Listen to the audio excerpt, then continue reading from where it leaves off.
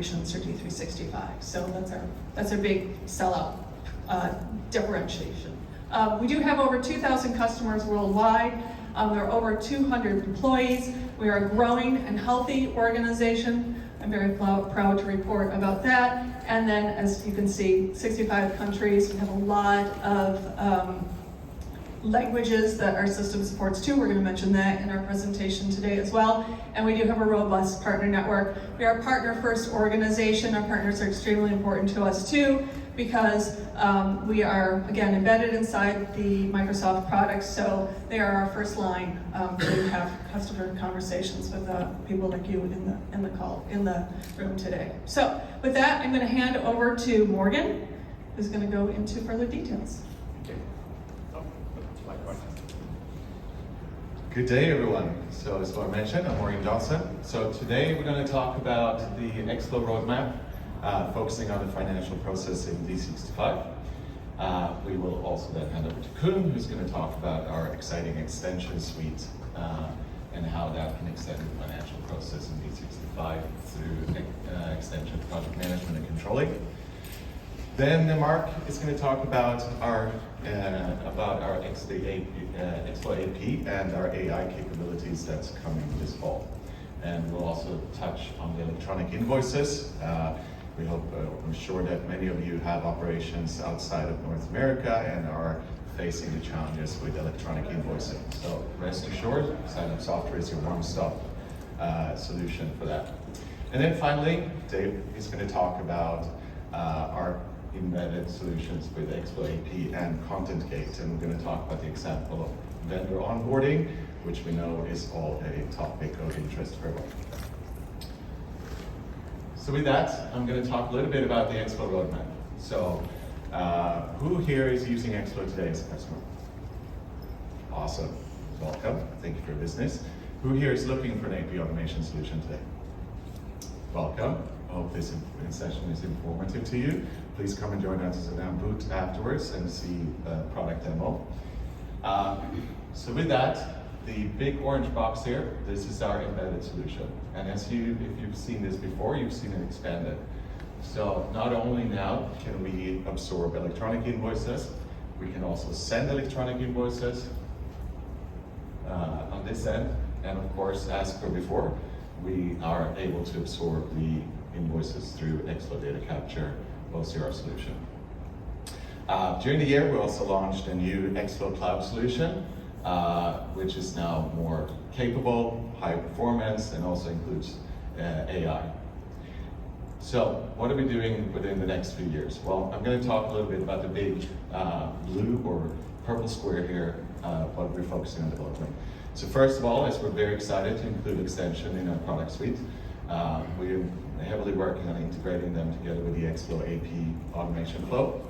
We're also supporting the sales tax framework. So Microsoft is launching TCS, tax calculation services, and that will be supported out of the box with ExFlow.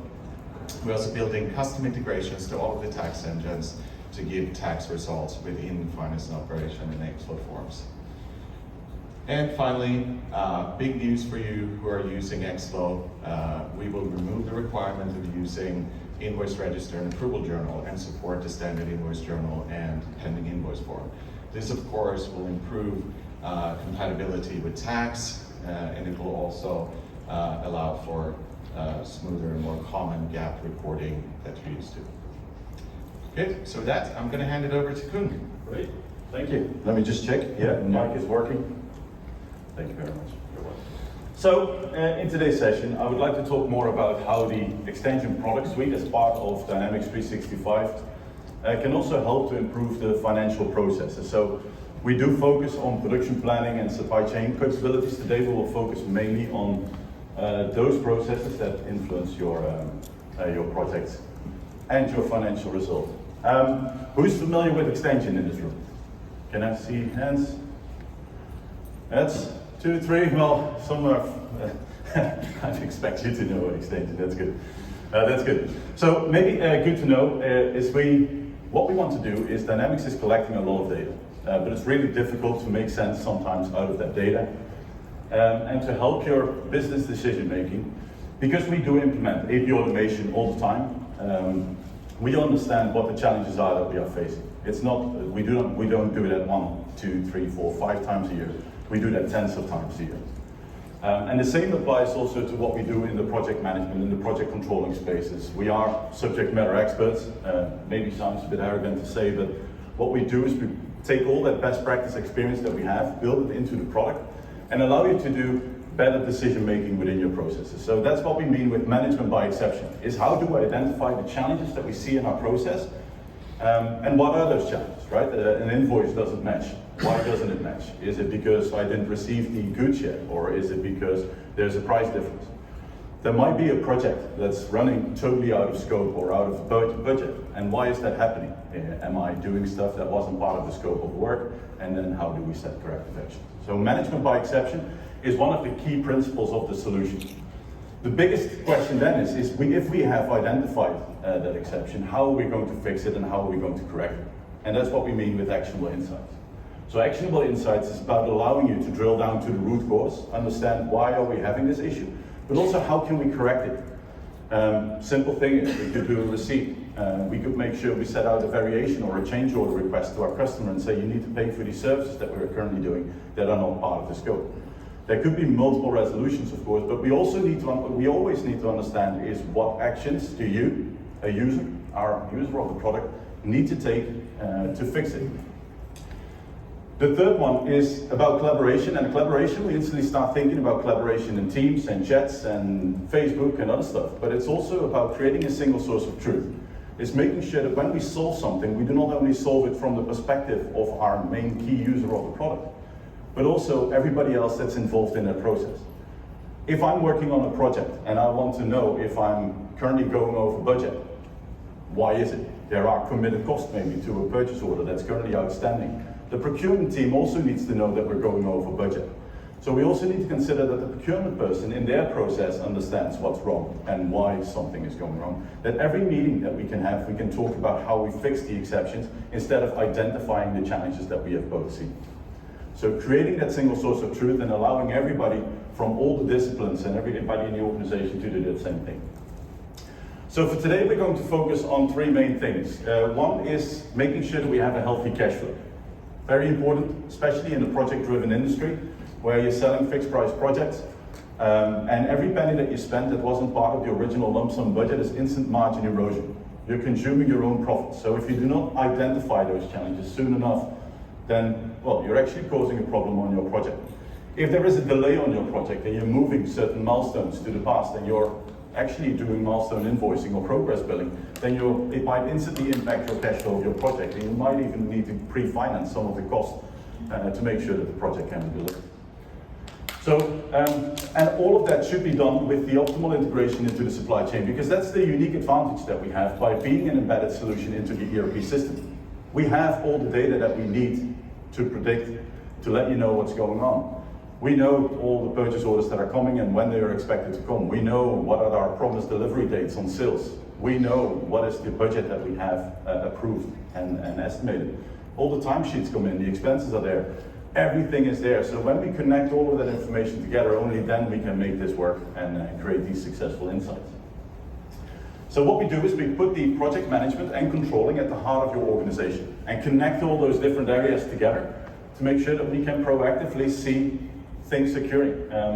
And it has to do with your HR and HR forecast. So whenever you have a pipeline and you've got all these opportunities in there and you're selling a project, how do you know if you have the resources for the project? What project and what bid should you actually be taking a little bit more risk, because the people that are necessary for that bid are actually sitting on the couch and not being profitable. So having those kind of insights already from early on in the process all the way to the end is really helping your key decision making and allowing you to focus more and apply pipeline management and bid decision management to focus on those things.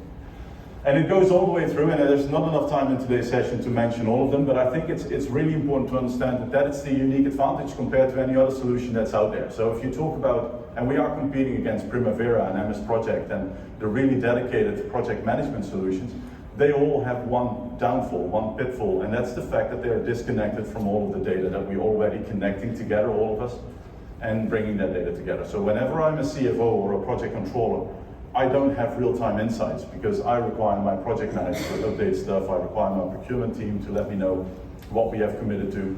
I need to know what is my physical percentage of completion to calculate what my cost will be and how I can recognize my revenue.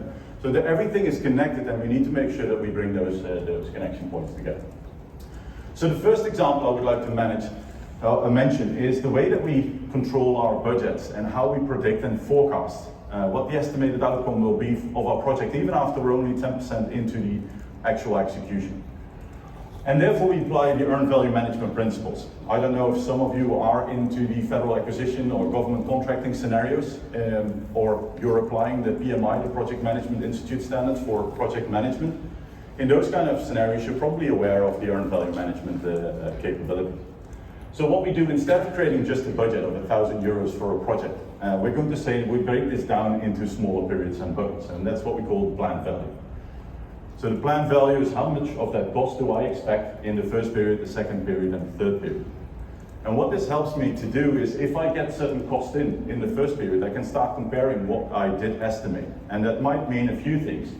So it could mean if I get $200 in that we're behind on schedule. Could be. It could also mean that we're actually on schedule, but we're just more efficient than we expected to be. So that's why we need to have a physical percentage of completion. So what is the work that we've been able to deliver with that spend of $200? So if we say from a budget of $1,000, we are at 30%, then our realized work, the realized value that we've created is $300. And that's what they call earned value. By having that earned value available, now we have everything in the same unit of measure. So we can start comparing what we have earned, 300. We can compare that to what we have spent to realize that earn, and we can compare it to what we planned to realize on this project. And by doing so, we can divide the earned value by the actual cost, giving us the cost performance index. One number, instantly letting us know whether we're ahead of schedule or behind on cost. And we've got the schedule performance index, the earned value divided by the planned value, giving us an indication how far are we compared to what we have planned or to execute. Two KPIs that I can also easily consolidate across the organization. So I could say, how is the total organization doing for this on these KPIs, and how are we performing there?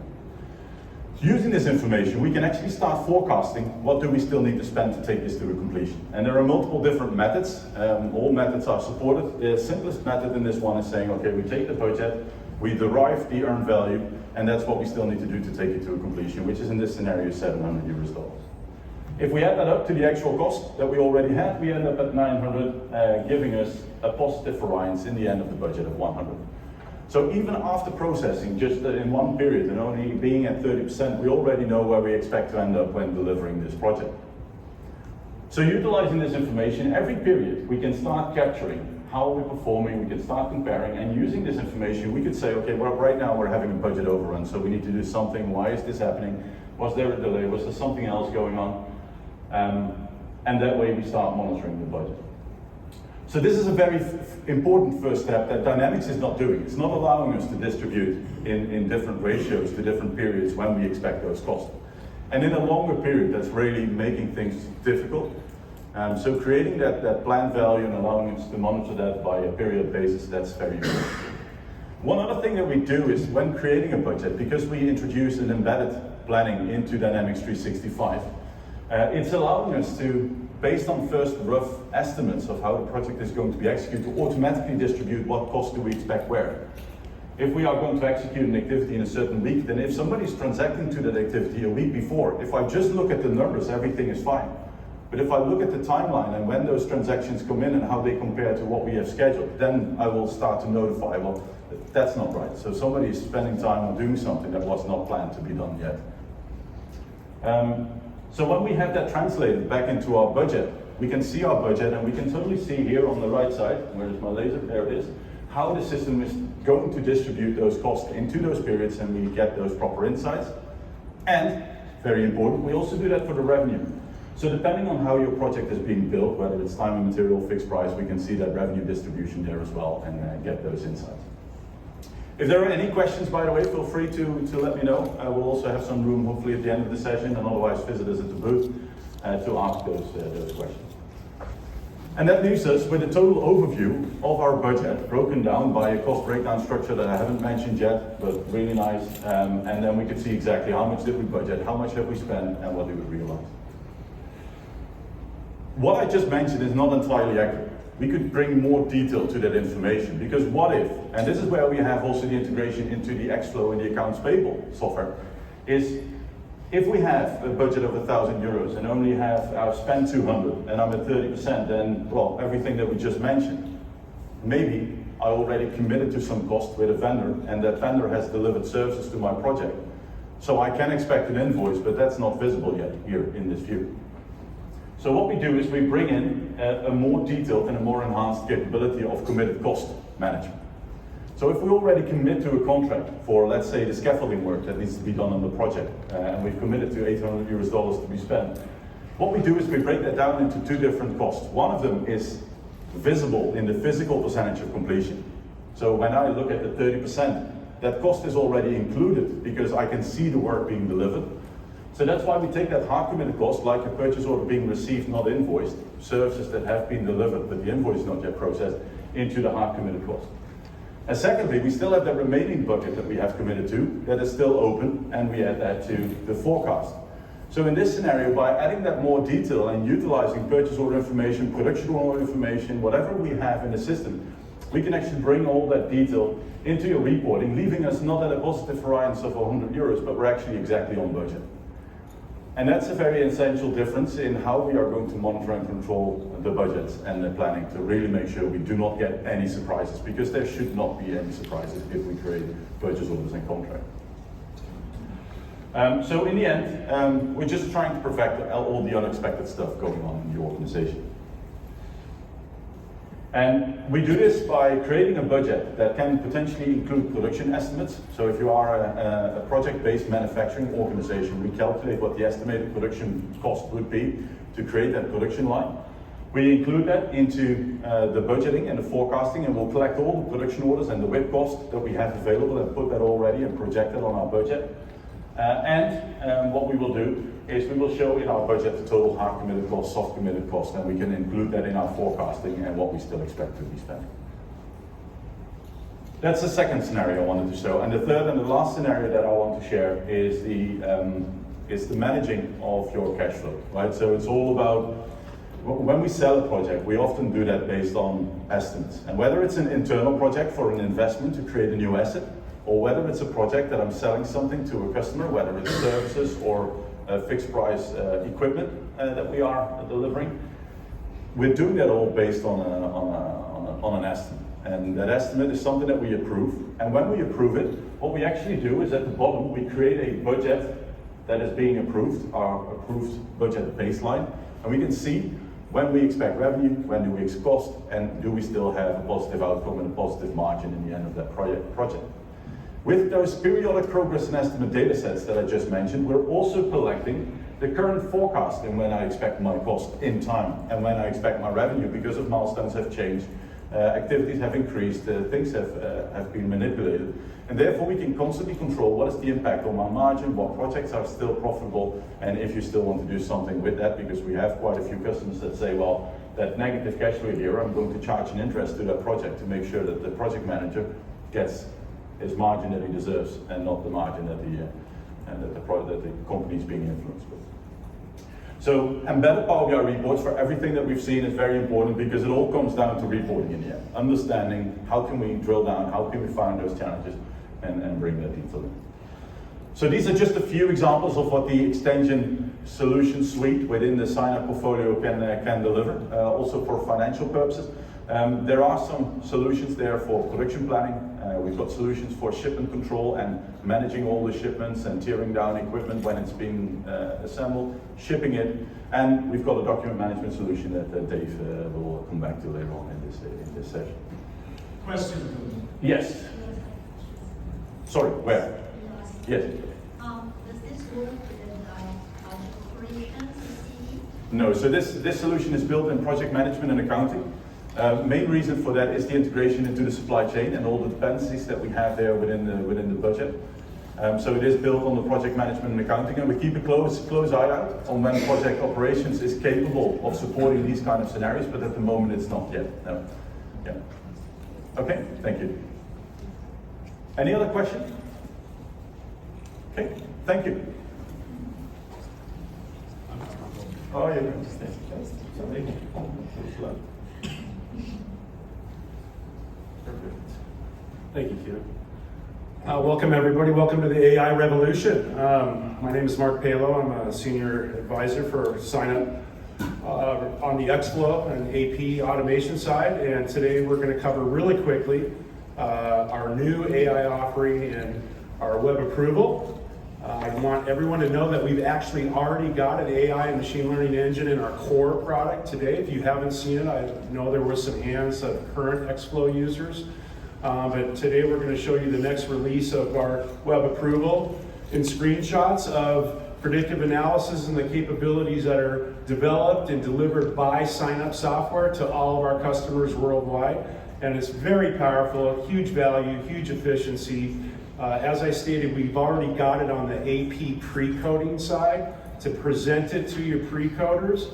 If you've not seen that as current ExFlow users, or you're interested as new AP automation prospects, please join us at booth 1133 today, and we'll get right through it. So today I'm going to announce the next iteration that we're releasing in our approval capabilities. So as you can see here, our new web approval, agnostic to devices, smartphones, tablets, all of that detail. You can see the entry screen. You can see the invoices that I'm responsible to approve. Many companies actually don't allow approvers to change coding structure. It's just presented them to approve those invoices from that standpoint. However, we have capabilities there to give you a predictive analysis of how accurate that invoice coding is prior to approval. And that's what you're going to see in your next release. So if I click on a invoice here, you can see it come up and dynamically side by side. So as an executive on the run, remotely, or remote office workers, you have these capabilities. I can see the invoice. And the first thing you'll notice down below is the coding section of this within the web approval process. And what we do is we can hide fields specifically that are detailed but not needed at the approval level. So it reduces the real estate within the web approval and understand those capabilities there. From here, you can see that we can open those up if, in fact, the approver wanted to unhide all of the fields and actually check the main account structures, the coding structures that were presented either automatically or from a pre-coding, like exception management from that standpoint. But we'll hide those fields, and then the next thing you'll notice is actually the coding to the GLs and the specific accounts that these need to be, right? Cost centers, departments, lines of business, as an example. And you'll notice over on the left, it's starting to give you a predictive analysis, right? By line. So think of POs and PO lines, even costs and expense lines, maybe landed costs and expense lines from brokerages. Because as you manage multiple invoices from the same vendors, as an example, we're building that model within SignUp Software and ExFlow AP automation to present it to the approvers. It gives them a confidence, but think about it, it gives them huge efficiencies from the standpoint of being able to select or change that if you allow them to do it again, for those smaller percentages that would actually allow approvers to recode an invoice prior to approval from that standpoint. So it actually calls real time. We are embedded, as you've heard from the team, within D365, and calls up and gives them that predictive capability versus what? Searching manually. So again, huge efficiency, huge value to all of our customers coming forward.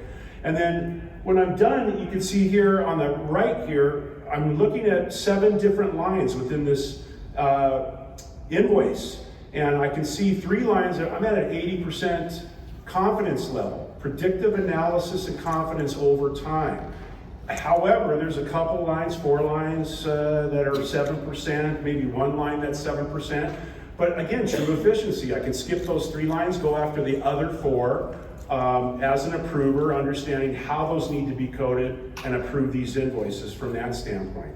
I'm also very proud to announce a new feature called a confidence of approval. So let's say you don't allow your approvers to do any coding or recoding. They can still see the confidence of approval capability here based on the pre-coding, based on all of the history within D365 and our AI and machine learning engines from SignUp Software.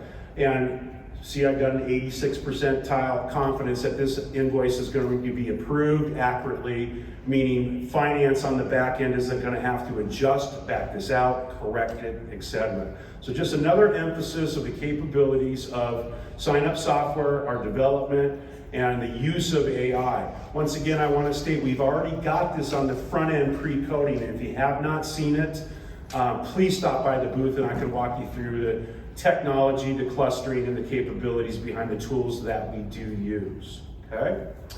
Next, electronic invoicing and CTC flows. This is really key. How many, or are there any of you that have international operations, specifically Europe? And okay, so we've got quite a few hands, wonderful. And you're probably dealing with the challenges of the networks and the government regulatory issues within Europe. Definitely, well, SignUp Software's got the solution. This is available for our customers that need and manage, specifically in Europe now, Australia, China as an example. This slide's real busy. I don't have a lot of time. Definitely want to invite you to our booth to find out. I saw a lot of hands, so hopefully stop by our booth and understand what we can provide for you for those international operations that have government regulatory requirements. You can see here, it's a very busy slide, but obviously in Europe, Hungary, South Korea, Israel, Mexico, on and on. And there'll be more countries coming forward too. And we're leveraging PEPL, and I see Pagero here in the room. Thank you for joining us today, and those networks. But this also expands into AR. So again, not just AP automation, but AR automation from a standpoint of those invoices going to your customers as well. And real quickly, you saw the slide when Morgan started today, but this is the build that we're providing for all of our customers, again, in those countries that require these capabilities. So on the AP side, we're using PEPL or Pagero networks and those capabilities, right? We bring that invoice in, XML, right into standard ExFlow. For those of you that don't use ExFlow, this is our importation and the capabilities right into D365 embedded, okay?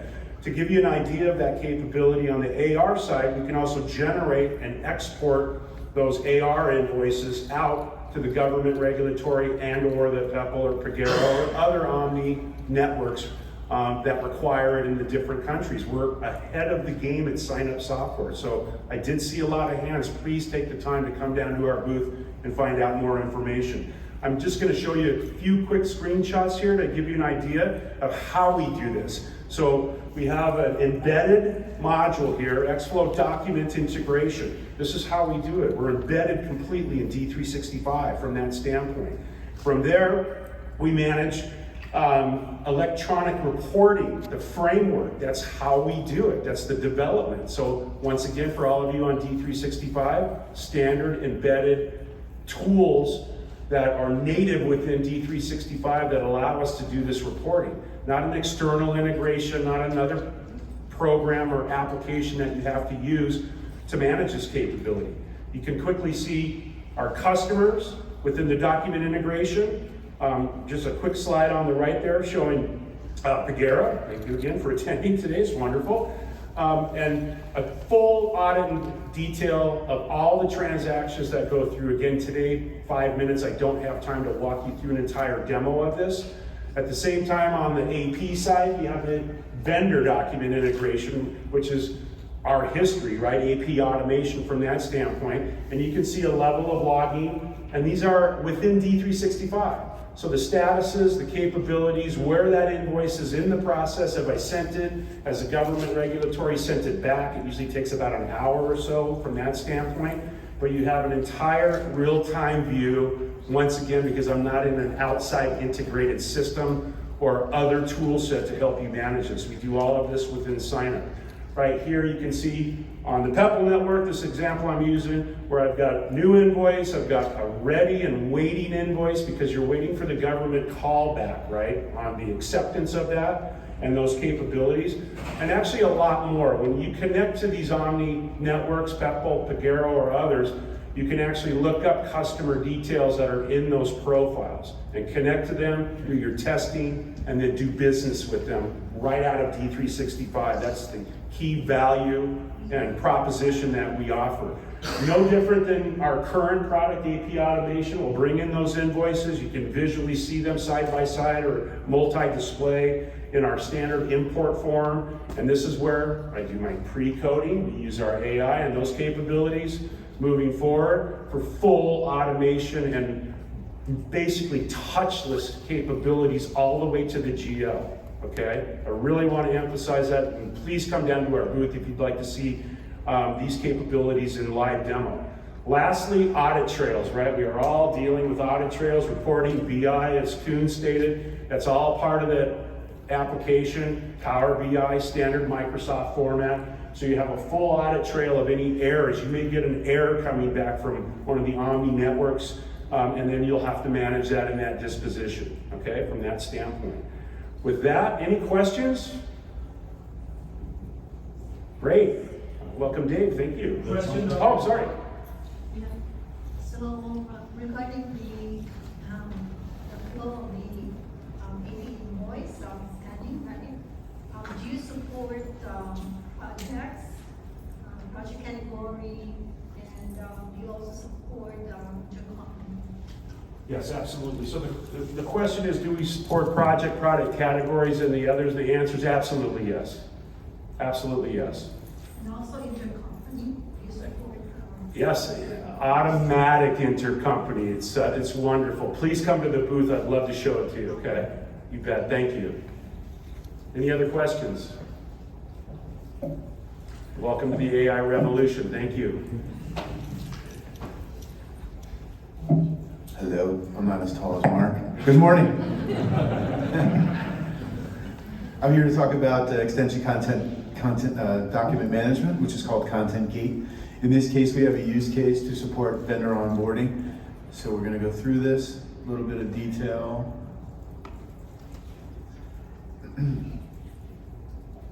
Our document management solution is really cyclical and provides, again, back through, find the content, we can acquire the content, request the content, and get new versions to the content. Sorry, I went backwards. So what's our problem that we're going to solve today? Very quickly, we have an invoice. We don't have a vendor, so we get an invoice. We need to set up the vendor. The vendor requires documents, W-9, NZAs. We're going to be able to do that right within document management. There's our missing invoice in our workspace. When the invoice is in the ExFlow, the invoice gets flagged as a missing vendor. We start the vendor onboarding process, leveraging Content Gate document management. So we have many ways to add content into Dynamics, again, built right in. You can drop them locally, drag and drop them locally via web, and also expected content. So you can request content internally or externally to get what you need. So maybe for the example of the W-9, we have that, somebody already had it, we drag and drop it, and then it's there and available with the vendor we created. But for the NDA, we need the content, so we're going to request it. So we have expected content. It is template driven, so again, we can set up a business rule around if we have a new vendor, what documents do we require, and then that'll automatically be generated for what documents we know we need, and then we know we can follow that process flow in order to get those documents. So we add a request to get the documents. We then have a dialogue where we can send an email externally with a password provided separately to the customer, all authenticated, all secure, all controlled, no concerns about security for the users as well, all controlled with normal permissions inside Dynamics. This password controls, obviously, the content that we're going to accept from the customer. The customer is presented with an email. They can say, yeah, I'm going to send you the content. No, I don't want to send you the content.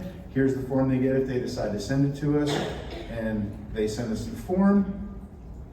We get the form back within our organization to review it. We have the ability to review there at the red arrow to review the document. So once we say we want to review the document, we can then say, here's our NDA, let's review it. Either we approve it or we reject it and bring it into the system. And then we have noticed that that expected content is fulfilled. And we are then at that point able to see that, hey, we fulfilled the vendor onboarding process. We no longer have missing invoices because we have an approved vendor, which we can also build through the business rules within document management, that when we have that expected content, we now have a valid vendor that we can work with, and it's a wonderful thing.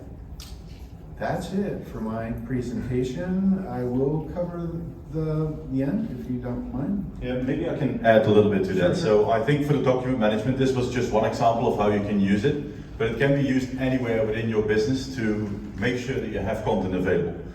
It could be a milestone that needs to be signed off and you need to have a customer sign off available before you can send the invoice. You can prevent that milestone from being closed. You can prevent a production order from being reported as finished without a quality order attached to it. Or you can prevent a shipment going out without a non-conformant or with a check being done. So you can use it anywhere within your process. And this is just one example of how you can use it. So definitely, if you'd like to know more, yeah.